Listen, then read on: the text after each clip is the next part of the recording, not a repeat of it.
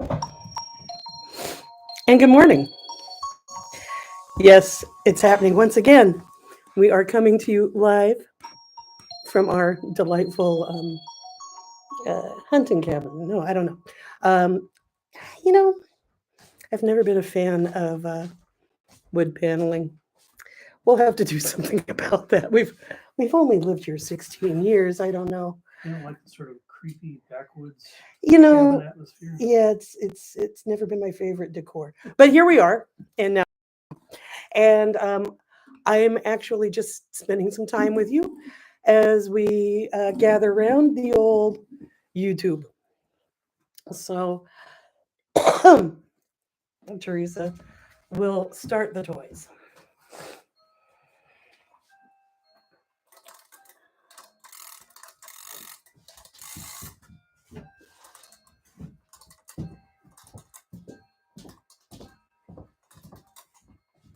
The ancient clock says it's 9.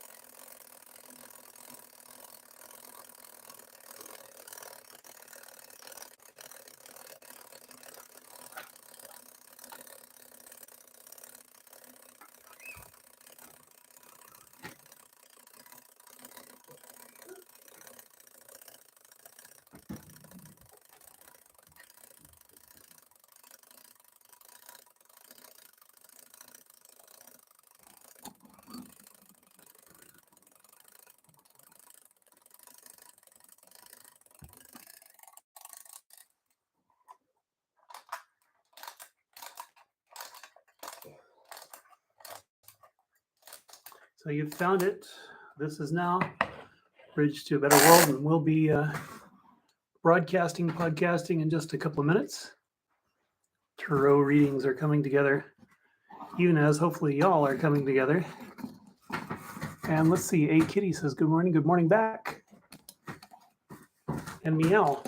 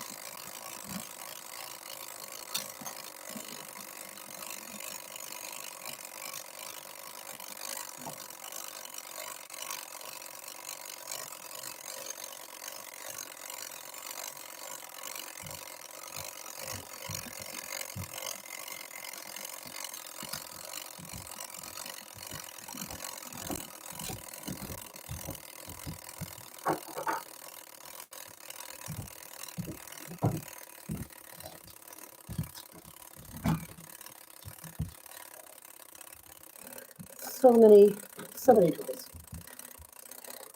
Same old toy. I should get a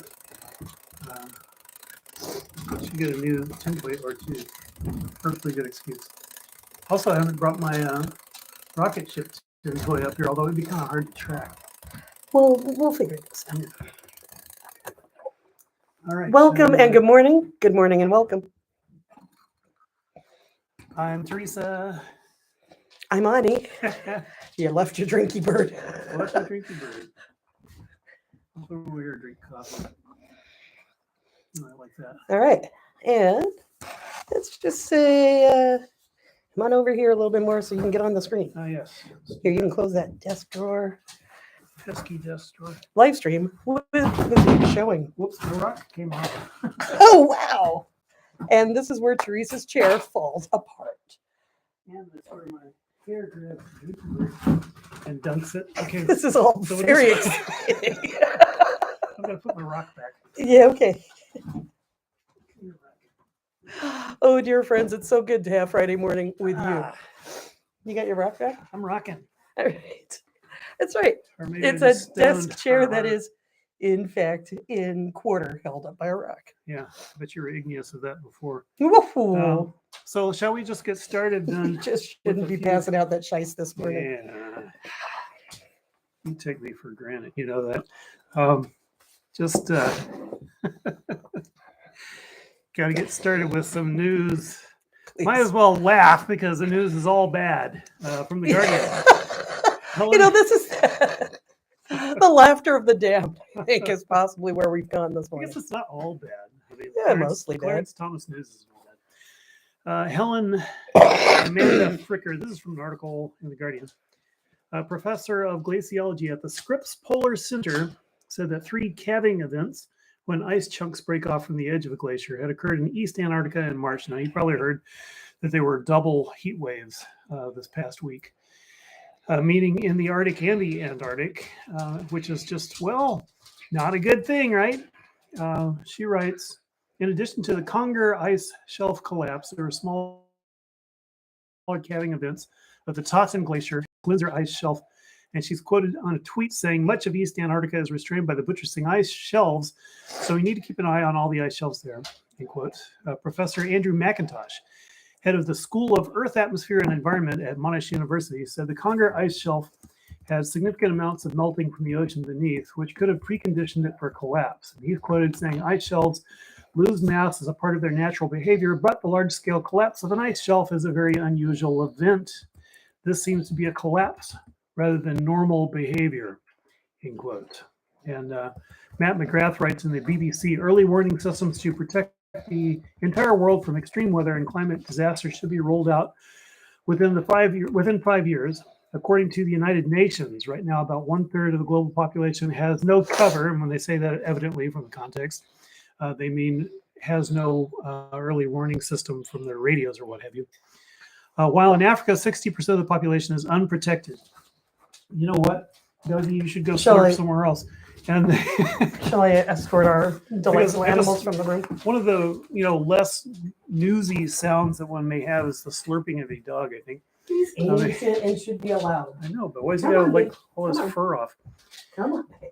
The World Meteorological Organization will put together a plan, he writes, on how this can be achieved by November. Around 1.5 billion will be needed to finance the development over the past 50 years. A weather, climate, or water-related disaster has occurred on average every day. As the world warms, these weather-related extreme deaths are on the increase, going up over 5-fold over the past half century. So, and what they don't say is anything about U.S. funding for that, which we know is rather lacking. And the U.S. history over the last, since Reagan, has been to sneer and snarl at the UN and to deny them money wherever possible. So that's gross, and there you have it. Also in news shorts from Ukraine, the Russian military, you were going to say something about the weather? I was. Okay. I don't know if you have seen the latest weather news, but there's a Category 5 atmospheric river headed towards California, the drought-stricken parts of California, some of which have not seen rain for nearly a year. What could go wrong? Well, the problem there is, of course, I mean, a lot of folks are like, oh, well, that's fantastic, right? Drought-stricken area needs rain, a lot of rain coming, that's great. But once an area has been in drought so long, it cannot absorb even the regular amounts of water. It has to be sort of introduced back slowly, right? And so to have the whooshing of a Category 5 atmospheric river coming down means that they're preparing for flooding, erosion, and runoff. Of course, the aftermath of the wildfires will be affected, and they're expecting that to be washed down in huge rivers of flooding. And so there's looking like there's more destruction coming from extreme weather, from drought to flooding, erosion of the top, loss of the topsoil. Yes, exactly. Thank you, A Kitty. That's exactly one of the problems: the flooding and the erosion, the washing of the wildfire ruins. So there's a lot of extremes happening, right? Yeah, well, and that's the way deserts are. You remember those old National Geographic films where they'd show the desert after rain and everything. All those seeds are there, acclimatized, ready for years of drought, of nothing. And then when it rains, all of a sudden, the desert blooms, but it's still a desert. It goes back to being a desert. And this is what's happening to drought-stricken areas over decades. So anyway, let's see. So that's about climate. And You were about to was go gonna here to say, Ukraine. the Russian military has admitted that the fascist battalions, meaning C-14, Adar, Azov, etc., are not controlled by the Ukrainian government, which is interesting because one of the reasons that they put out, even if by implication, no, I think they're pretty direct about it. They for were their very direct. invasion was that they needed to denazify. So they attack all of Ukraine with this effort that they say is for denazification, and now they're admitting that Adar and Azov and that bunch, pardon me, has The Nazi sections. is not controlled by the Ukraine government. And this is what I've been trying to say actually before even the whole thing started up. I've been apologizing for completely misapprehending Putin. Did not realize just how crazy he's gotten. But it is true that these battalions have a lot more to do with Western funding, which is a nice way of saying National Endowment of Democracy, British equivalent, the CIA and the British equivalent. The excuse that Zelensky is a Jew just doesn't wash. I mean, Zelensky has had to simply put up with this and turn his face if he wants any sort of funding or any sort of legitimacy from the West. I mean, we saw this. We saw him putting up with fascists directly when he had to put up with Trump, calling him up and asking him to subvert the elections here. So it's good to see the Russians admit this, because if they're admitting this, then I think that is significant for peace negotiations, because now the Russians will be able to say, okay, well, we, hopefully they will wipe out Azov. I make no apologies for that. Hopefully they will wipe out C-14 and all of these. The C-14 refers to the 14 words of whatever they are. The white race must be protected, blah, blah, mothers, Blah, blah. purity, blood, blah, blah. This is a good sign, I think. So those are my news briefs, and now I'd like to get into the what Melody used to call the tofu of the broadcast here. Starting with, let's see, shall I go to Clarence Thomas first, or shall I go to no? Let's go to COVID next. Okay. Because COVID, as usual, has been kind of confusing, and I just want to make the point that what's obvious to anyone who's really paying attention, I guess, is that the COVID wave isn't over. So why are governments giving up on it? And as leftists and people who are analytical of economics and what really motivates people in the so-called Western world, well, and I guess it applies to elsewhere as well. It's about power politics, and the people in power have such a grotesque disproportion of wealth and intend to hang on to all of it and more. And so this problem with people not being able to work because they're sick and or dead. Well, I guess the and or doesn't apply there. Either you're sick or you're dead. Let me rephrase that. Anyway, it seems to me that they're just sick of paying for the fact that the pandemic has happened and that the working class needs some taking care of if they're going to be there at all. I mean, one of the aspects of COVID has been statistics coming out saying that growth has ceased in municipal regions in the United States. And why has growth ceased? Not for strictly economic reasons. It's ceased because so many people freaking died. We've lost 1 million people, and much more than 1 million people actually in the United States. And that's just a shocking thing. But I noticed in reading about the great influenza that there is a human nature problem with this sort of thing. I think we're just kind of programmed to try to turn our heads away from a horrible disease. Maybe that's part of survival, is it's just too horrible to remember. Maybe it pushes our psyches in a more broad sense, but it's definitely happening that governments, organizations, people in general would just so much prefer not to think about COVID, but COVID clearly is not done with us. And let me give some details on that from an article. I heard you take a breath. That you have something. Well, I was going to say that they would rather it be over because, of course, productivity, right? And so when you have frontline workers who are, generally some of the most stressed, lowest paid workers, grocery store employees, service employees, that you have, and you have a government that is not funding relief efforts, that have said, well, we're just out of money and basically we're not interested anymore. It again affects the lower working classes disproportionately. And that's not a mistake. That's not just a whoopsie, guess that's what happens coincidence. It's not important to the ruling elites because they don't give a flying damn about those of us who are in those jobs where you don't have sick time. You don't get a chance to socially distance, and you are faced with hordes of the public. I was just laughing to myself because it's from being on FCC regulated space for decades that you said flying damn instead of flying fuck, which was what was in your mind. Yeah, I went back and forth right up till that last moment. It's not alliterative, it needs to be a dancing damn or something like that. Yeah. But it reminds me of another aspect of the COVID thing, which is that it gave people a chance, along with Occupy Wall Street and some of the changes that have happened in our world. It gave people a chance to turn away from constant work and evaluate what their lives are about and why they're doing this. I mean, if you ask someone who's working a fast food job for the lowest wages and the worst conditions in a situation where they would be able to get a better paying job with less stress elsewhere, why are you working this job? And the only real answer is Stockholm syndrome. You're messed up in the head because that's intended under capitalism, that you should feel some inexplicable loyalty to these people who are grinding the life out of you. Speaking of life, I'm sorry, I'm totally distracted. There are squirrels fucking in front of me. Squirrels, literally. Squirrels. Squirrel. All right, it's that time of year. I just have to say, spring. Yeah. Yes.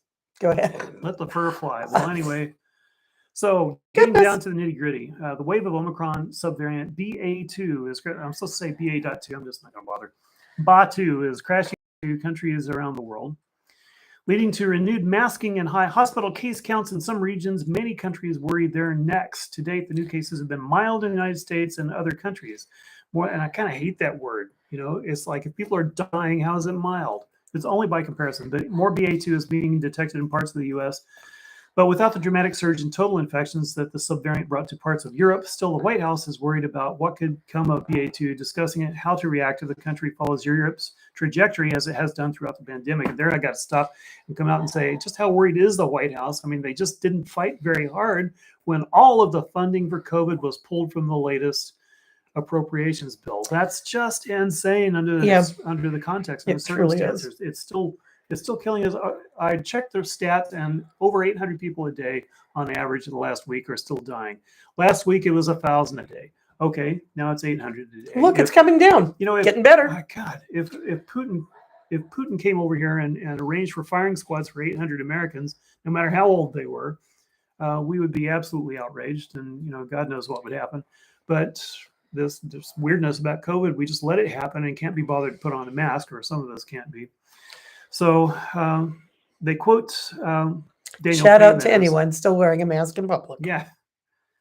Well, yeah, and we do. Yeah. If it's going to be crowded, if it looks like we can sniff in some of that good old COVID, then we put the mask on.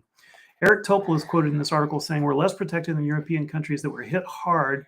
We were and are highly vulnerable to a BA2 wave, and it isn't clear if we somehow sidestepped it," end quote.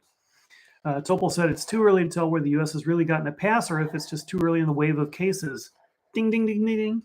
But some parts of the country sequencing 70% of cases as BA2 without huge upticks in infections or hospitalizations is an encouraging sign. And here I got to hop out again and say, except that it appears that it doesn't always register as COVID. Still, the subvariant is more contagious than BA1, leading health experts across the board to urge more preparation to handle future surges. This is one of those articles where I just have to hop out every sentence and say, speaking for myself, what we saw with previous surges, as you may recall, is we would hear, well, it's more contagious, but it's not necessarily worse. And then when it came to not necessarily worse, it turns out that that was extrapolated from the fact that more and more people are getting vaccinated. So actually, it really is killer COVID. And we need those booster shots and those masks. And the reason, as it turned out in the last couple of times, that it's more contagious is because it replicates more quickly. It produces more viruses, which is to say it's more severe. So the U.S. could be spared, they write, because it was hit so hard by the original Omicron wave, or it could be that a version of BA1 that was dominant in the U.S., BA1.1, which is the first time I heard of that, may offer more immediate immunity against BA2 compared to Europe. But others aren't convinced the U.S. will handle BA2 more easily than Europe, and most agree that some increase in cases is likely, and they quote Kent Sepkowitz, an infectious disease specialist at Sloan Kettering, saying, quote, "It will get pretty bumpy in the weeks ahead," end quote. And that's in an op-ed that he published one day after the U.S. Surgeon General said there was no need to panic about the spike in Europe, while advocating for more preparation. No need to panic. So if you're panicking, isn't that insulting? Do you ever find it insulting? I mean, when is it ever not insulting for someone to say, don't panic? It's like, okay, prove that I was panicking, or prove that my reaction was in excess of the need for the emergency. Further quote of David Agus, a physician who has advised the U.S. government during the pandemic and CEO of the Ellison Institute for Transformative Medicine, told Global Pulse, quote, "The problem with all this is that everybody's kind of making these declarations of why and how, and they're all explanations post hoc." That's one of those phrases I got to use more. I'm not sure if that's like, is that charmingly Latinate, or is it just too snotty for you? So I'll make a decision post hoc. "We really cannot predict," he's quoted, "what are the upticks going to be? What are the illnesses going to be? We just have to learn," end quote. One thing that is becoming clear, though, BA2 is dominant worldwide. It makes up 86% of global sequences from the last 4 weeks, according to the World Health Organization. So, and then turning to the Financial Times, there's part of their lengthy article by Barnes et al. Says that less than 2 months after forecasting a long period of tranquility for Europe in the pandemic, the World Health Organization's regional chief warned this week that much of the continent was in the grip of a fresh COVID-19 surge after brutally sweeping away restrictions. Hans Kluge's volte-face. Oh, there's another phrase. Maybe I should make a volte-face and use volte-face more. Is that how you say it? Is it volte-face? Carry on. Hans Kluge's about turn was spurred by the rapid spread of a highly infectious version of the Omicron coronavirus variant known as BA2. The strain has taken hold as people stop wearing masks and socialize more, prompting a jump in infections in at least 18 European countries, according to the World Health Organization. Experts predict North America will be hit by a similar resurgence within weeks, where we heard this sort of thing before. Well, that was just me talking. With some warning that sluggish vaccination and booster uptake among older groups in the U.S. could leave it exposed to a bigger wave of hospitalizations than its European peers. So my takeaway from all this is it ain't over. Of course it's not over. Who said it was over? Well, The government basically has. kind of did, because Kinda. I mean, they didn't say in so many words it's over, but they said, okay, you can take your masks off. Why? Why do you take your masks off? It's more infectious. So you need masks But more perhaps less severe. if you have vaccinations. Perhaps less severe Yeah. if you've been fully vaccinated. But we're not. We don't have funding to actually make the next booster free for everyone, because that was stripped out of the COVID funding bill. So let me see if I understand. We're not sure if it'll kill you quicker, so take the mask off. Well, I wouldn't actually put it like that, but taking the masks off does seem like it's premature in the extreme. Yeah, and there's also a context that we're never supposed to talk about, which is that the U.S., with its mighty funding and its pharmaceutical companies decided that it was more important for them to make money from their patents than to stop this pandemic. And of course, that means that the pandemic goes on profitably, which means that more variants will come up, more vaccines will be produced, more profits will be raked into the billion-dollar, trillion-dollar overall profits of the pharmaceutical companies, and we all suffer thereby. And we talked a lot about the pharmaceutical companies and their obscene profits last week. Yeah. So if you want a little more of that, you can check out last week's episode. While I'm shamelessly self-promoting, do subscribe to our channel and hit the like button for this video. It helps with the algorithms. And pass it along. I have seen some of you mention us in social medias, and we appreciate very much you doing that. Please do help other people find us on Friday mornings, where we are at 9 a.m. here on YouTube with you. We have another topic to bring up before we get into the intuitive section, which will involve the tarot cards. Carry on. But I just want to say that you can actually get your own tarot reading from Ani. Just look her up on Twitter or Instagram. _Raven. I've never ever, for the decades that I've known Ani, ever heard anyone say, golly, I wish I hadn't paid the money for that tarot reading. She does amazing tarot readings. Her intuitive capacity is, well, a thing of legend. Just check with anyone who's actually, had it done. So I don't think you it's might want to quite consider legendary yet. I say legend. Okay. Anyway, so back to Thanks, the topics. The latest thing is that Clarence Thomas got out of the hospital. But his was the only vote in the Supreme Court to aid. Some days I'm really not nice. I said that there was bad news. Okay, carry on. His was the only vote on the Supreme Court to aid the Trump administration's attempt to overthrow democracy. It turns out that his wife, Ginny Thomas, Virginia, had likely been lobbying him to do so, according to the Washington Post, which I'll just quote here. In February 2021, when the Supreme Court rejected election challenges filed by Trump and his allies, Thomas wrote in a dissent that it was baffling and inexplicable. I'll go do the what is that name of that guy on Tucker Carlson. Tucker Carlson, I was thinking of. Yeah. Oh, fuck, so I got to do the Tucker Carlson. It's baffling. You're forgetting to just turn your head to the side like a Cocker Spaniel. Oh, yeah. Okay, and then not up my brows. It's baffling. I'm just asking questions here. Golly, that hurts your head. Yeah, there's probably reasons that you can't think anymore. Yeah. Anyway, baffling and inexplicable that the majority had decided against hearing the cases because he believed the Supreme Court should provide states with guidance for future elections. And what would that guidance be? I have to ask. Would it be if we don't like the election, we're going to overturn it? But from an earlier article, Ginny Thomas' name, earlier article in Washington Post, I should say, Ginny Thomas' name stood out among signatories of a December letter from conservative leaders, which blasted the work of the House committee investigating the January 6th insurrection as overly partisan political persecution.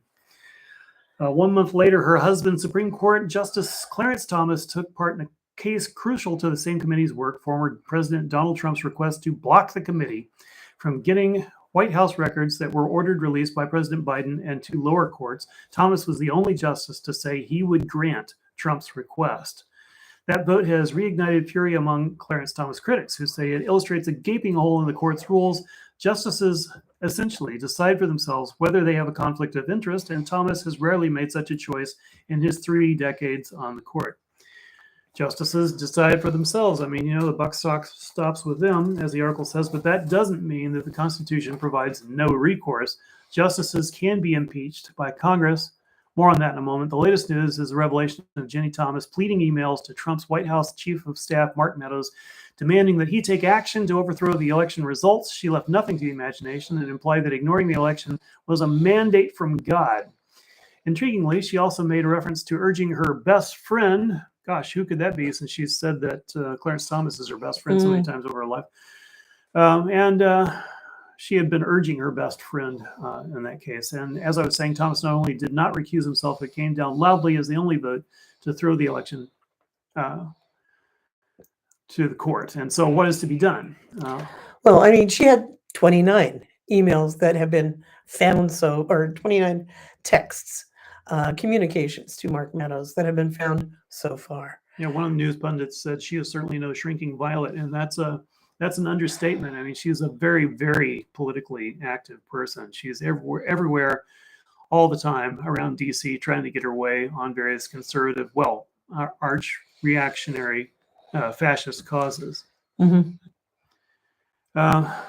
So what's to be done? Well, already a U.S. representative has called for Clarence Thomas impeachment. Representative Ilhan Omar, yay, pause for applause, tweeted yesterday, Clarence Thomas needs to be impeached. And there's a procedure for that. I should say that's the quote. Clarence Thomas needs to be impeached, end quote. And there's a procedure for that in the Constitution from Newsweek.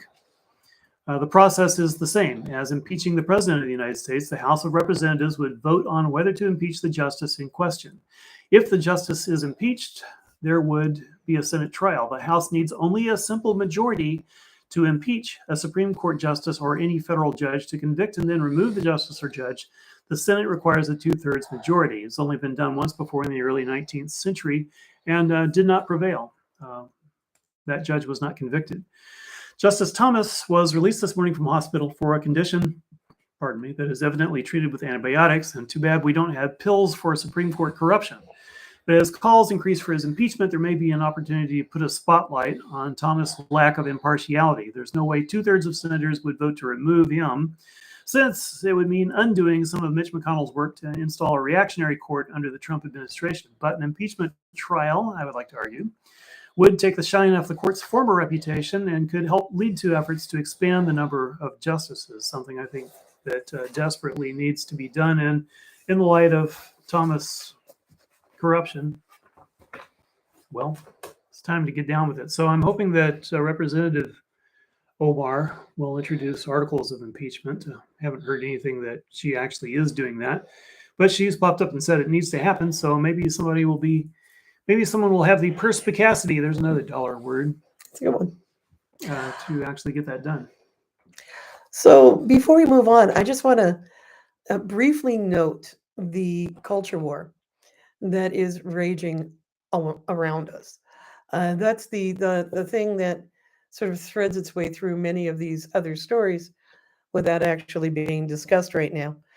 And what am I talking about? I'm talking about the extreme anti-choice bills that are becoming law around the country. I'm talking about the over 200 anti-LGBTQ laws, primarily aimed at trans folks, that have been introduced since the beginning of this year. Over 200. We're not through the end of March, right? But that is the pace which the ultra conservatives are marching ahead with their, with their bigotry and with their plan to make trans people illegal, right? To make a class of folks to deny basic civil and human rights to. And of course, we also see racism and our colonialist history fully on display this week with the repulsive questioning of the Supreme Court nominee. It was just like hours of anti-Black rhetoric, punctuated by anti-trans rhetoric, but do go on. Yeah. And so it is raging around us, and it's good not to lose sight of that. We can't ignore it because I mean, there's also the book bannings. Uh, they are, and when I say they, I mean the arch conservatives are just in their batshit phase right now. And I can only think that we had progressed in this country to a point where they're very afraid and they're behaving as people without conscience may behave when they feel like their side's losing. They are pulling out all the stops, and it is a war on the legal level. It's a war on the uh, around the dining room table, the hearts and minds level, and it is my fear that violence, the violent physical violence part of that war, is going to soon escalate. I can't say that it doesn't exist now. Trans women, especially trans women of color, bear the brunt of this culture war and are murdered at an obscene rate. But let's just sort of keep that in mind as we work on these other issues. There is a very real culture war that is surrounding us, and so that's important. I also think it's important to be able to call out hypocrisy. The arch conservatives are those same people that talk about government intrusion and ma freedoms, about wearing a damn piece of cloth over your face during a global pandemic.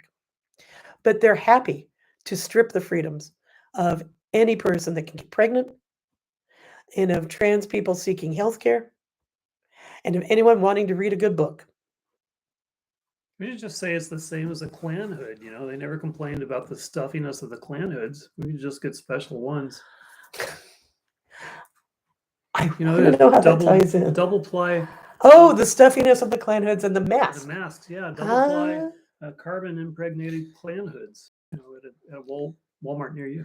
I think actually, if I'm not mistaken, and this is one of those times where I'm like, please let me be mistaken, but I don't think I am. Back in the early days of the pandemic, we'll call it somewhere by summer of 2020. It's right, it has been going on 22 years.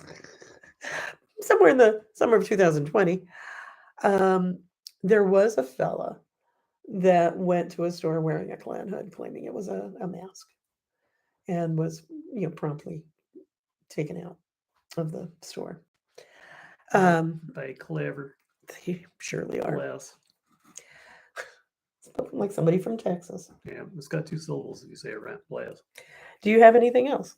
That's it for my news items and rants. So, I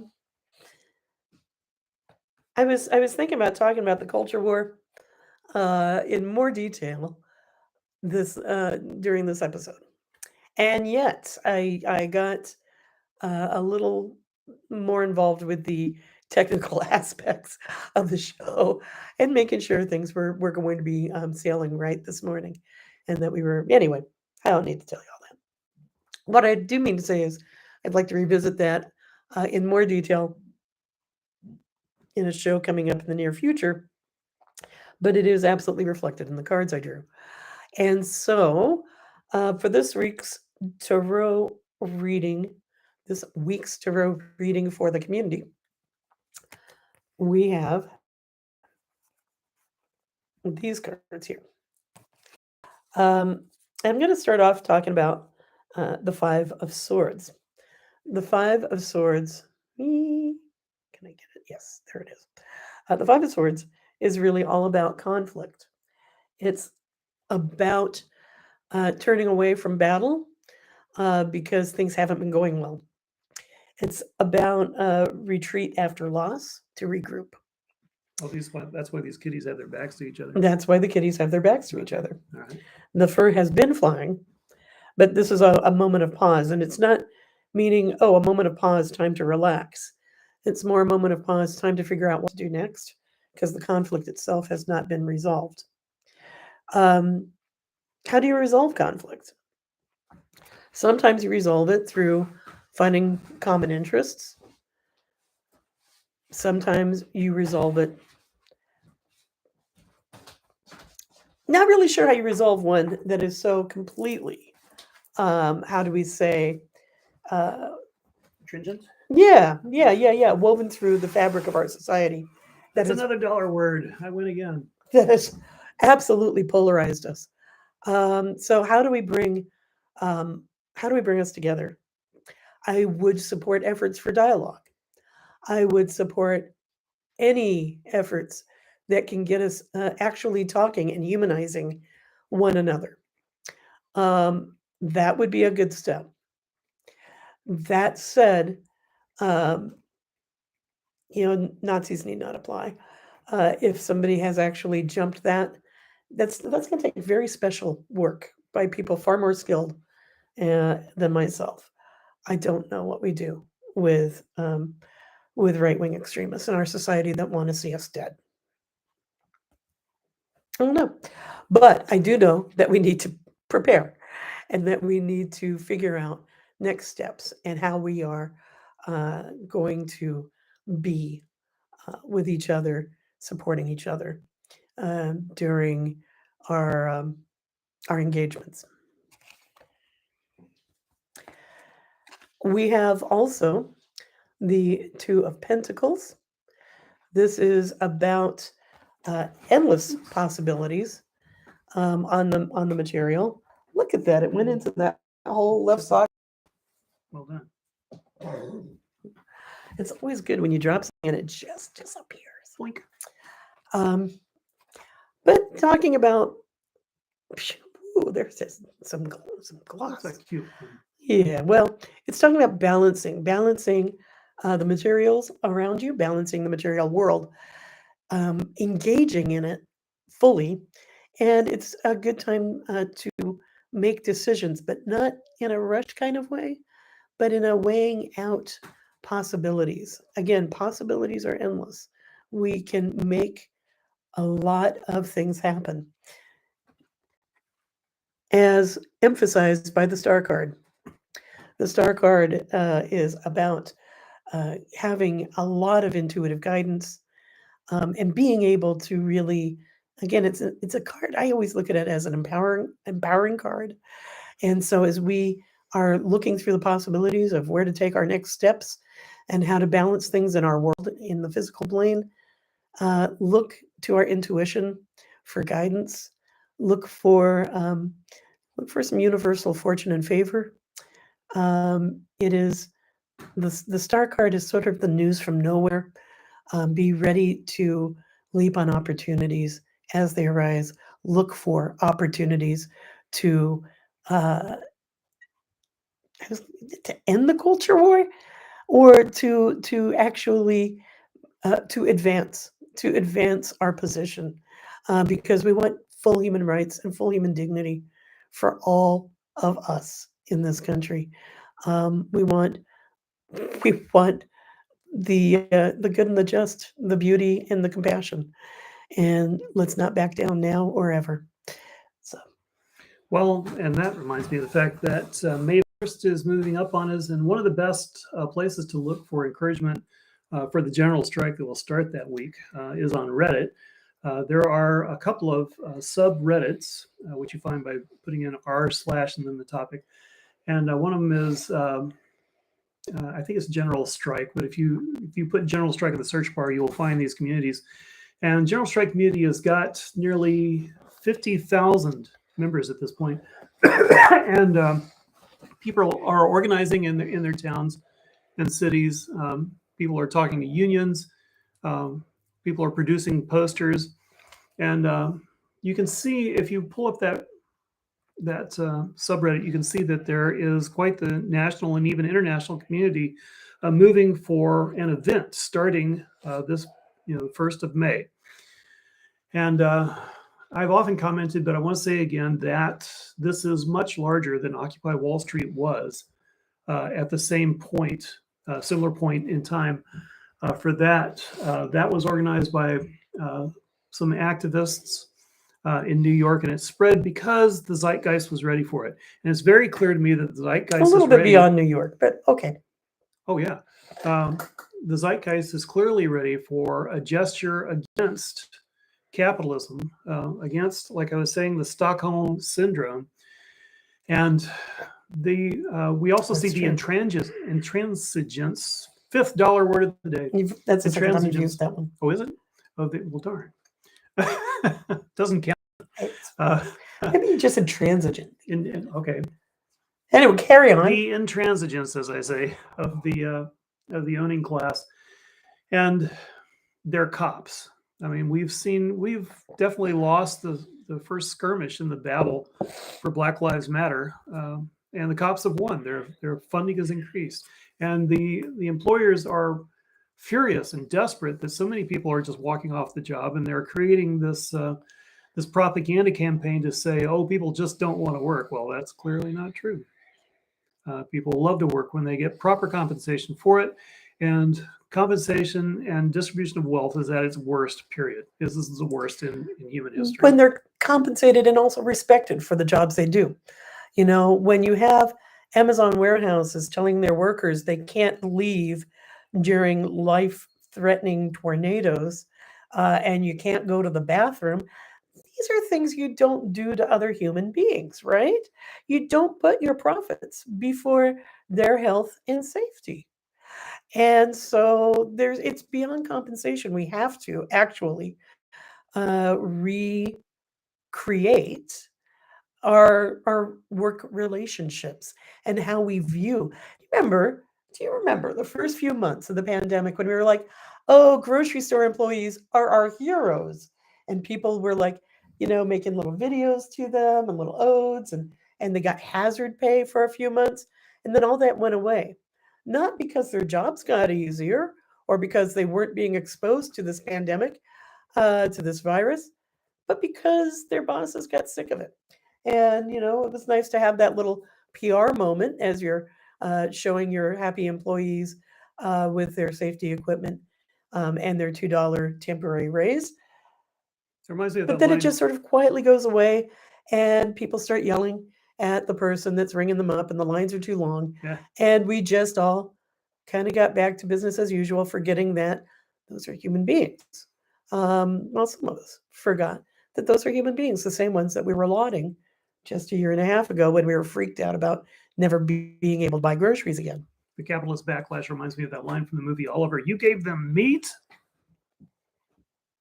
That's not going to be a popular metaphor going forward, I think. But you get the point. You give a little sample of how life could be good, and people might stop and think, hey, why am I working my butt off and squeezing the life out of myself for wages that are inadequate, that are insufficient to get ahead, that for a situation in which, for most Americans, you're constantly in debt. When you're constantly in debt, how free are you? And shout out to the Starbucks employees who have actually successfully unionized their first shop. And REI employees are on strike in New York State. Just want to throw that out there. Also, a little, hard hit to our community, perhaps. Those that eat Annie's foods, those are the healthy frozen options. Annie's mac and cheese, and the black bean burrito bowls, whatever. Those products are under boycott right now because they have, because Annie's, the company, has been horrible to their employees who are, in fact, trying to unionize. So, a lot of great comments. So there's that. Yeah. I don't think I'll go over them though. But and yes, you're absolutely right about the self-checkouts. That is definitely a way to get around employing people. I do resist those. And when people ask me, I say, do they get pensions? Do they get health care? You gave them soy curls. I love it. Okay. And with that, we are, I believe, going to wrap, right? Yep, that's it for me. So thanks for tuning in. I hope that you might have a minute to mention this to your friends. I did enjoy my decades in radio, and I think that's pretty much over with. But I know that just going around town, people ask me, why aren't you doing that show anymore? And I don't always remember to say, but I'm doing this other thing, so maybe you can do it for me. And just tell anybody who asks you, what happened to our shows.